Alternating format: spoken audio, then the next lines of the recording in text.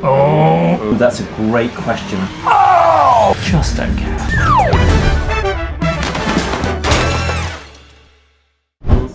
First ever interview you did, the biggest first interview you did, where you're like, oh lordy lord, this is a big one. So not my very first one. This is the this is gonna, people are gonna watch this. Okay, so not one. your very first one, but Yeah, one yeah, where you're just yeah. like, this is a big deal.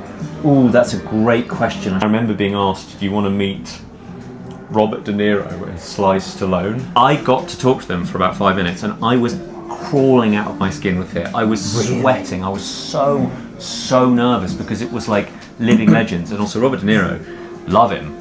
He's not a fan of interviews at the best of times. Okay. Least of all one where it's like 5 minutes, 4 minutes about a movie which I guess, I don't know. Sly was a charmer and really like brought the energy, and it was fun. Probably one of my first ones where I went, hang on, that's a one. Are you going for a hot block? We're hot blocking. We're hot blocking. Sturdy, sir. Another one of those. Right. Hot blocking beats. Hot block question. Who is your favourite Spider-Man? Well, are we talking favourite Spider-Man films, or are we talking favourite Spider-Man performance? The answer, I think, for both now is Tom Holland.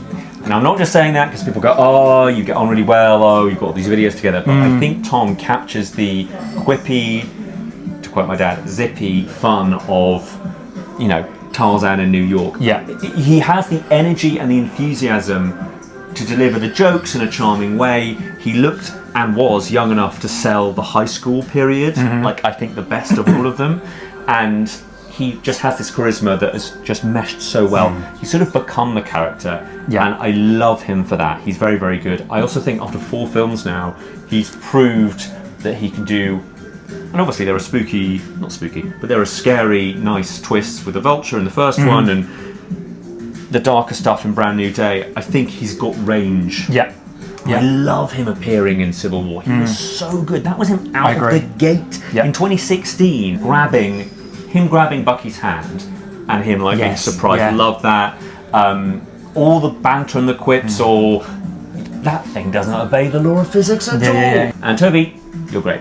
You are the OG. But number 1, Tom. Second, Andrew. Third, Toby. I do think they're all good in their own right. They are. In different ways and different factors, but I agree. Tom Holland is superb. Andrew Garfield is my number 1. But he's your number 1? He is my number 1. Were there moments for you in the middle of Brand New Day where you were scared we were going to see emo Spider-Man just one more time? As in dun, dun, dun, dun. That was awful. I'm going to ask you you're red blocking. Hot block. I'm going to ask you one. Die Hard. You love Die Hard. It's in your top 4, isn't it? Love Die Hard. So is Die Hard a Christmas movie, true or false? It is a Christmas movie because if you watch it regularly at Christmas and it makes you feel Christmassy, it's a Christmas movie, and it's set at Christmas, and it ends with Let It Snow. And like in the opening, when you see the title Die Hard, it goes Die Hard. Yeah. He's picking up, I believe, a teddy bear. Okay. On the conveyor. Christmas, Christmas, Christmas. He is there for I'm on Christmas. the fence. I watch it every year, and I look forward to it every year, and I say it every time. Watch Die Hard, and then watch Klaus. You're covering all bases. You can feel the feels, and then you can have the. Well, you can feel the feels when Hans Gruber falls to his death. Spoiler alert. That makes me sad every time. You're good. Start doing the game. The hot blocks are going to get hotter, by the way. Nicely done. Definitely doing it this side. So we've got spiciness here. We've got a spicy, precarious layer. Oh, spicy. Spicy. Precarious He's gone layer. for a hot block. I just don't care. We've got a hot block. Would you rather have all of your memorabilia and all your collections from The Big Lebowski burnt? Gee. Sorry, this got brutal. Go on. Or you can't watch a movie for a whole year. You've got to pick one. You're saying I can't watch a single film, any film for a year? Any film. You can't watch new releases, old releases. You can't watch anything on streaming services, nothing. And you're saying I can't give these away, I can't sell them, they've got to be burnt. I'll be burning them.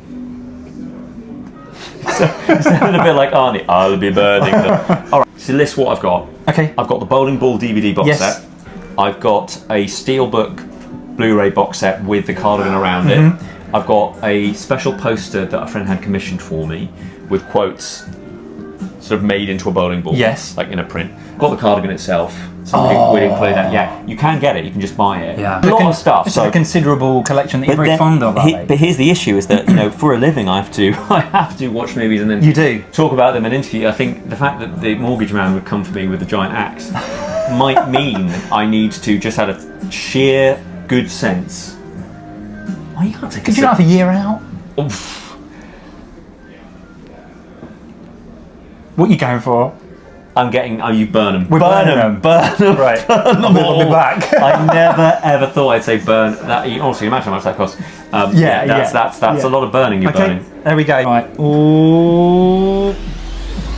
Come on, baby. You're very good at this. Dogs or cats, and whichever one you choose stay, the other ones get eradicated from the planet. Dogs forever. But what I would say is, I thought the question was cats and dogs, the movie, No. or versus. I have not heard that movie mentioned Is it cats and dogs? in years. Kitty galore, like the something. Oh, that makes me feel sick. I hate that my brain has this knowledge. Yeah, I just love dogs. I do like cats as well, but I realised after I moved out and left home. Yep. I went, it turns out I'm allergic to cats. Oh. We had 3. And That'll do it. That'll do it. So yeah, I do love cats, but I think dogs. Dogs for the win. Dogs are the ones. got this. My brother has like a medium schnauzer called Okay. Hudson, and we love him. Yeah, not so easy now. Oh yeah. You got this one? I like the help. And Am I support. helping? Well, Because if this tumbles, then I look like a genius. No, maybe it wasn't a good.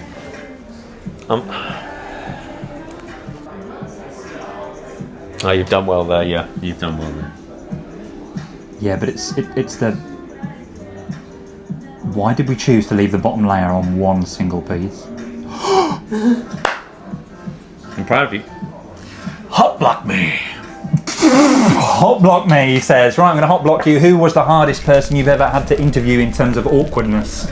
I would say on purpose, Ben Mendelsohn purposefully was very, very awkward because he just has this sense of humour, and it was just before lunch, and we were on the same level. So I think that's not the answer to the question you want. Right. You want like. I feel like you might have dodged it slightly. No, who was actually awkward is Christoph Waltz, and I'd say it to his face now. I'd just say, you don't want to do this. You don't want to do this. Didn't want to be there. You don't want to be there. No. He's won 2 Oscars. He's a very good actor. He doesn't need to be doing 5-minute junket sets with me where I'm saying, tell me about working with the director or whatever else I'm trying to do to create a bigger piece. He doesn't need that. And I've definitely spoken to him and thought to myself, this isn't going to make the edit. And I've said, it's been a pleasure, Christoph. Yeah. We're going to wrap things up there. Thanks very much. Yeah. And you just go, yeah, let's call it a day. But he will happily, I call it ball dropping, maybe other people do it, call it that as well.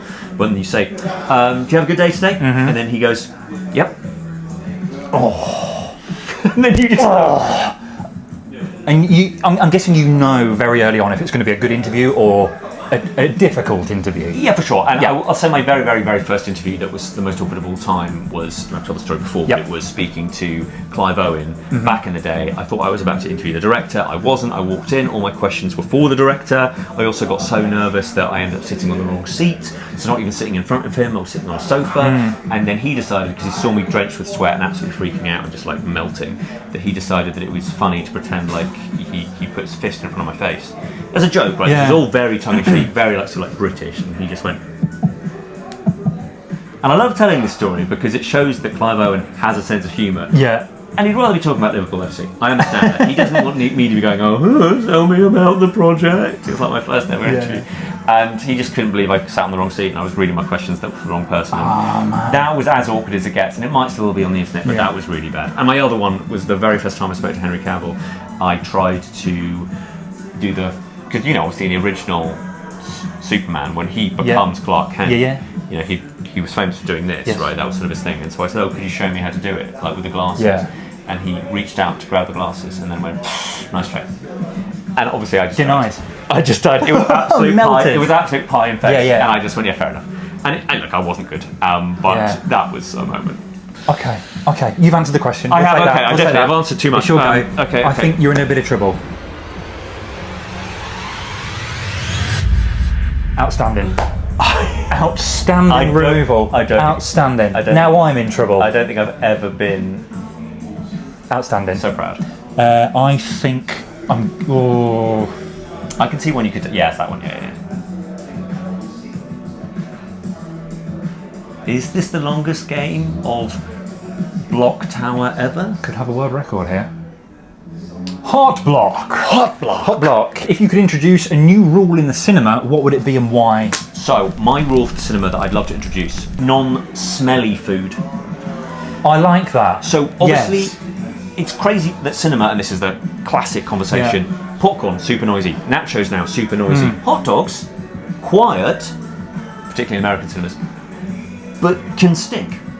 Your onions and your vegetables. So I have sat next to people and have been as angry as I've ever been when they've whipped out a Tupperware full of like tuna mayo pasta, and I've just gone, that is a human rights violation within the cinema world. Days. I just basically said that is absolutely unacceptable behaviour. Did I say it out loud? No. I said it under my breath like a good British person. I went,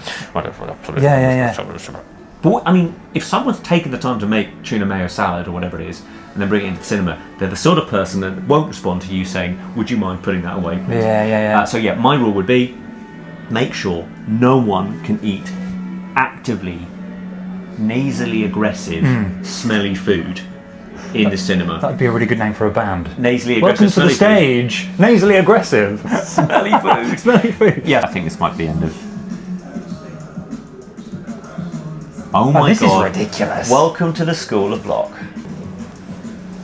We want a hot block. When this wins you your Emmy, remember me getting this far. Are we allowed in the top? No. We're allowed in the top. Hey. I think if it's beneath the top, you're allowed. So I can take this? I think so. This is my game. I'm making it a rule. I'm doing it. You need as many one. Yeah. Come on, baby. Hot block. Right, when we did the first ever Keep One Bin One, Love it, yeah. I gave you an RDJ as Iron Man or Hugh Jackman as Wolverine. I think it may have bothered you ever since we did it. You could live in a world where someone else was Wolverine. So my question is, do you still stick to that answer? I think within that Keep One Bin One, that was one of the ones. Having thought about it 25,000 times, I am glad I stuck with it. I think we will see another Wolverine in the near future, and I think, particularly physically, and I know this sounds unfair, obviously he shredded, he captured the character, and obviously I would like to see somebody a little bit shorter. Okay. I would love a short king, a short hairy king, who is messed up and like pure Wolverine. To have another crack at it, and I think Hugh would be magnanimous enough to go, yes, take the baton and do it. I think a new Iron Man feels impossible. It does. Doesn't it? It does. And I think that's the only reason why I just went, actually I'm going to stick to my guns, because I just couldn't conceive of it. So that's me. Alright, let's destroy this thing. We're still going. Oh dear. Next question is, would you rather wear a shirt inside out every day or a pair of trousers backwards every day? I want a shirt inside out. At the risk of sounding like Alan Partridge, you can get reversers, whereas I don't think you could wear trousers inside out. No. Well, back to front. The trousers are back to front. Yeah, I think your pockets are. That's worse a punishment. Yeah. I mean, the shirt, the jacket, if it works for Will Smith in Fresh Prince, it can work for anyone. There we go. Oh, I nearly sent that.